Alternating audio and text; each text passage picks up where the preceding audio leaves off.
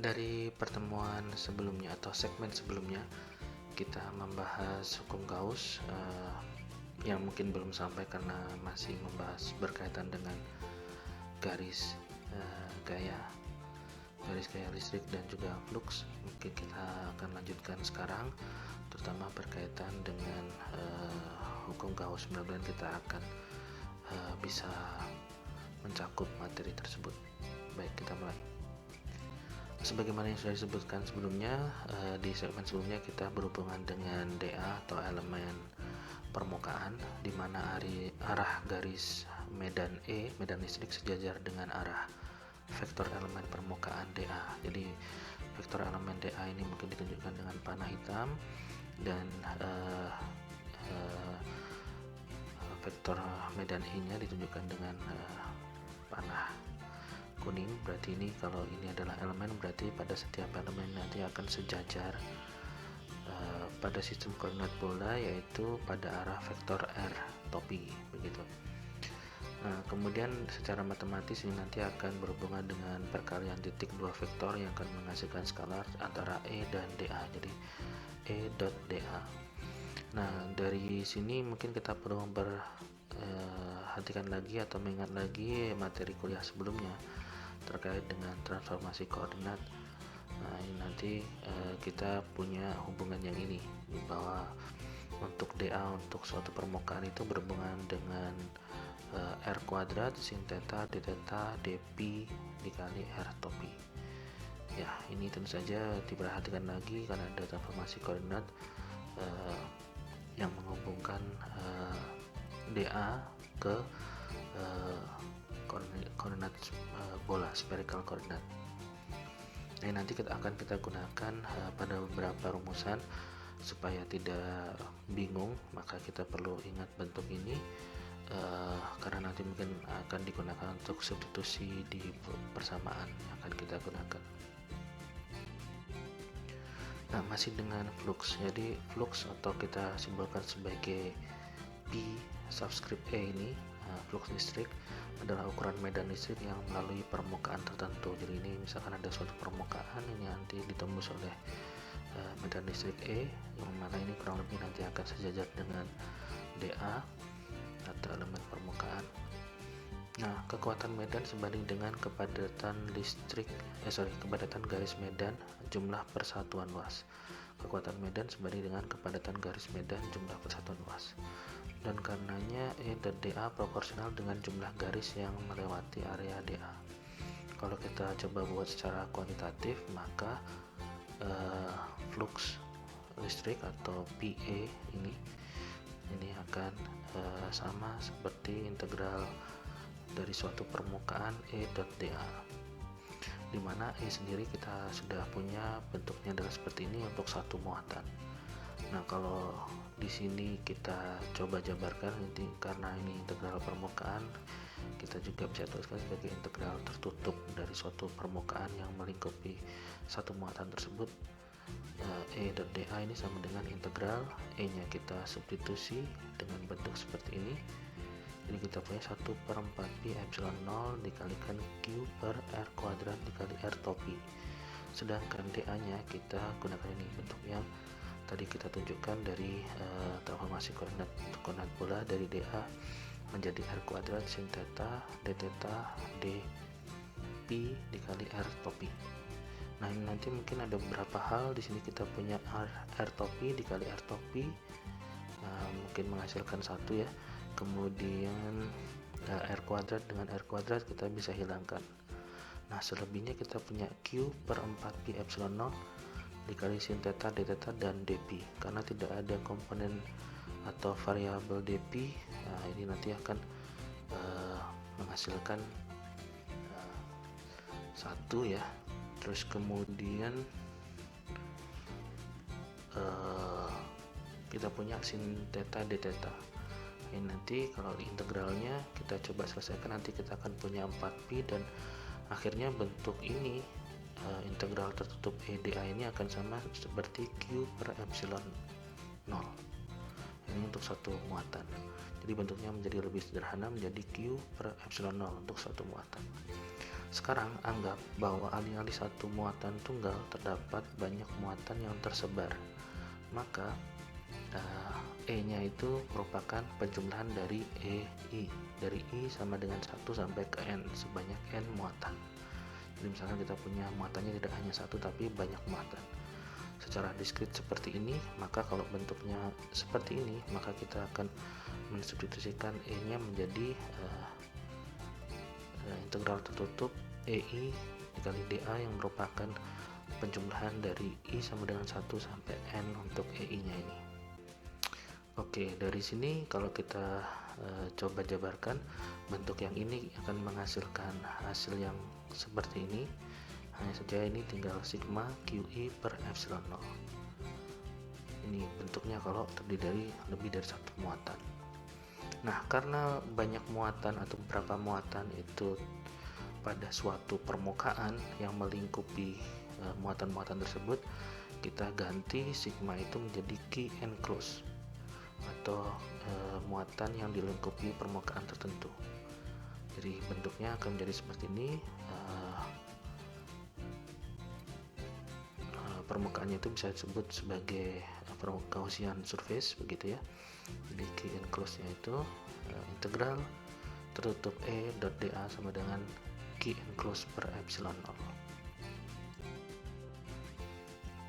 Jadi kita coba ulang lagi terkait dengan hukum Gauss, maka flux listriknya ini sama dengan integral tertutup dari E dot dA yang sama dengan key enclosed per epsilon 0. Integral pada permukaan tertutup apapun, apa saja ini maksudnya pada semua permukaan, setiap permukaan, bisa bentuknya kotak, silinder, atau bentuk pedi yang tidak beraturan. Kalau misalkan di sini ada muatan satu atau beberapa muatan, nah itu dia akan memenuhi ini. Total flux yang menembus setiap permukaan adalah sama dan hanya bergantung pada jumlah muatan di dalam permukaan tersebut ini. Makanya disebutnya key enclosed yang merupakan tadi sigma dari EI, begitu ya. Sigma dari E dari I nya tadi dinyatakan dari 1 sampai ke N sebagai banyaknya muatan. Jadi ide dari Gauss atau esensi dari hukum Gauss adalah total flux yang menembus untuk setiap permukaan tertutup apa saja adalah sama dan sebanding dengan key enclosed atau muatan yang dilingkupi oleh permukaan tersebut.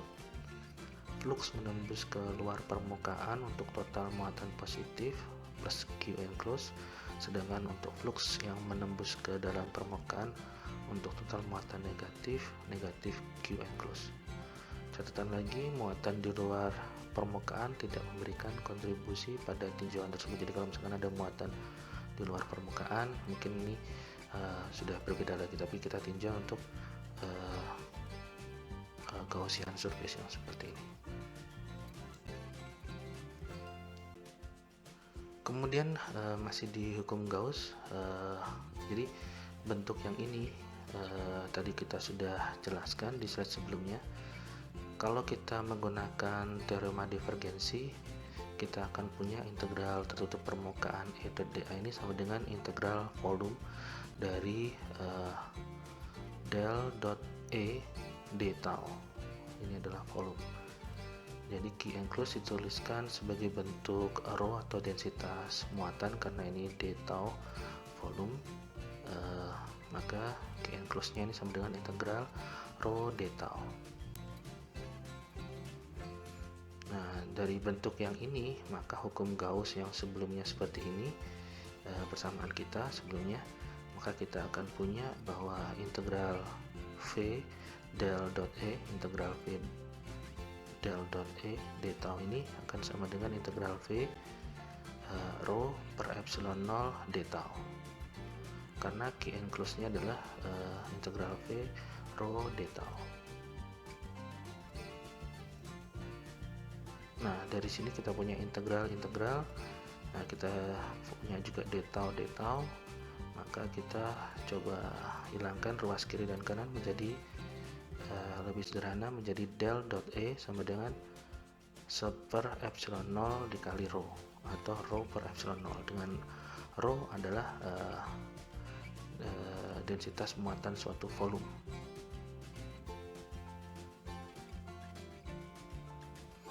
Baik. Nah, dari sini kita punya ilustrasi yang sama seperti sebelumnya. Jadi kalau misalkan kita dalam bentuk yang lain, bisa saja dalam bentuk integral disebutkan sebagai bentuk seperti ini, dalam bentuk diferensial seperti ini, dengan misalkan kalau menggunakan satuannya apakah satuan Gauss atau satuan MKS unit atau SI unit, itu bentuknya yang lain mungkin.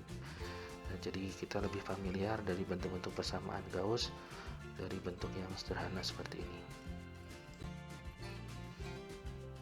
Baik, terkait dengan hukum Gauss, selain hukum Coulomb bentuknya seperti ini, sebelumnya kita juga punya bentuk hukum Newton tentang gravitasi universal seperti ini. Mungkin ini bisa juga ditambahkan R-topi kalau kita lebih detail ingin menunjukkan vektor, artinya F-nya ini bukan skalar tapi F-nya vektor. Jadi antara hukum Coulomb, selain hukum Coulomb ada hukum Newton juga yang memenuhi hukum Gauss. Nah, tentu saja menyesuaikan dengan ketentuan pada potensial Newton atau Gauss law atau hukum Gauss untuk gravity. Nah, misalkan kalau tadi ini berkaitan dengan muatan positif negatif, ini berkaitan dengan massa seperti itu. Jadi hukum Gauss ini juga berlaku untuk gravitasi, tapi mungkin di segmen video sebelumnya kita belum sampai menunjukkan contohnya. Oke, mungkin nanti akan dibuat selanjutnya kalau perbaikan-perbaikan di video-video selanjutnya. Baik, dari yang sudah kita pelajari, kita punya bentuk E atau medan listrik seperti ini. Kemudian kita punya divergensi untuk medan listrik E seperti ini. Ya, ini adalah hukum Gauss. Kemudian ini adalah curl dari medan listrik atau curl dari E sama dengan 0 karena medannya adalah medan irotasional. Jadi mungkin sudah kita jelaskan juga kalau irotasional medannya crossnya adalah sama dengan 0, dan ini mirip seperti medan gravitasi yang sudah dipelajari sebelumnya. Jadi kalau kita ingin membuktikan curlnya sama dengan 0 harus memenuhi ini. Jadi untuk melihat do EX, do E subscript X per do Y sama dengan do E subscript Y per do X dan seterusnya, ini memenuhi bentuk ini, maka perlu dijabarkan berkaitan dengan komponen EX, EY, EZ dan seterusnya. Jadi kita akan bisa mempunyai pembuktian yang sama seperti ini. Demikian juga untuk yang gravity tadi.